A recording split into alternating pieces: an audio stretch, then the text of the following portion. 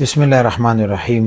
اکثر ملګری دا تاسو هم کوي او د کې شرم هم محسوسوي، خاص کر هغه خلک چې هغه کور نه بار دي او په سفر باندې دي یا کور نه بار یو اوږد سکار پسې لاړ شي یا روزګار پسې، نه هلته چې کوم مسله دوی ته پېښېږي هغه دا د هینډ پریکټس چې هغې ته شریعت په اصطلاح کې استمناء بالید وایي، اور یعنی خپل خواهش د خپل لاس نه پوره کړي.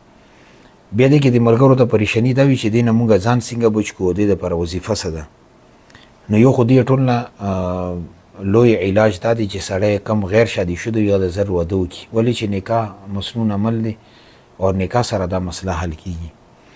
دویم دا چې یو کس ته هغه مثال واده شته دی خو بار سفر باندې دی واده دویم کولی نشي، نو هغې ته بیا پکار دا دی چې روزانه 314 ځلې ولا حول ولا قوة الا بالله د دې اهتمام د کوي، اور انشاءالله دې سره به دې ګناه نه بچ پاتې شي. او دریم دا چې فضول ډرامې یا فضول فلمونه دا د نه ګوري، ولې چې کوم ځای کې بدنظري وي نو ډایرکټلی یا انډایرکټلی ستا به دا خواهش راوچتېږي، اور ظاهره خبره د خواهش د جایز خواهش پورې کېدو تا سره لار شته نه د ناروا لار به اختیاروي، نه دا هم د هینډ پریکټس لپاره د بدنظري یو ډېر غټ سبب دی. اور څلورمه خبره چې خپل ذهن کې ګنده خیالات نه راوستل، کله وده کېږي هغې کې اعمال کول، استغفار کول، آیت الکرسي ویل، غلط سوچونه نه کول. نو ظاهره خبره چې کم سوچ سره ته وده کېږي هغې مطابق په ستا بدن کې یو حرارت پیدا کېږي او مشکلات په درته پیدا کېږي. اور باقي دې په باره کې چې دا بعض کم نام نهاد سیکولرز سکالرز دي یا د کم سیکولر طبقه ده چې دا ضرورت دی دې ګناه نشته یا خیر دی، نه دا غلطه خبره ده.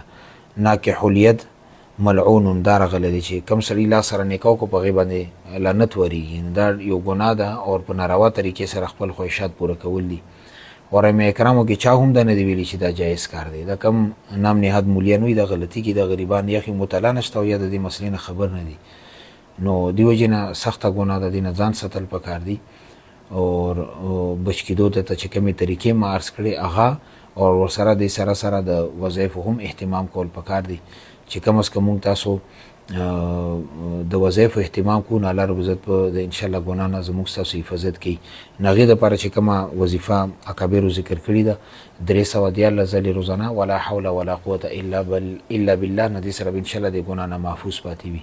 او ظاهره خبره ده چې یو کبی عمل دی، اور ما درته انشاءالله وضاحت سره بیان کو. بیا هم که کوم ملګري په دې مسلې باندې پوه نه وي یا څه شکوک و شبهات وي نو کامنټس کې یا زما پرسنل کم نمبر دی هغې باندې میسیج وکړي، انشاءالله مزید به هم موږ ستاسو راهنمایي کوو. جزاکم الله.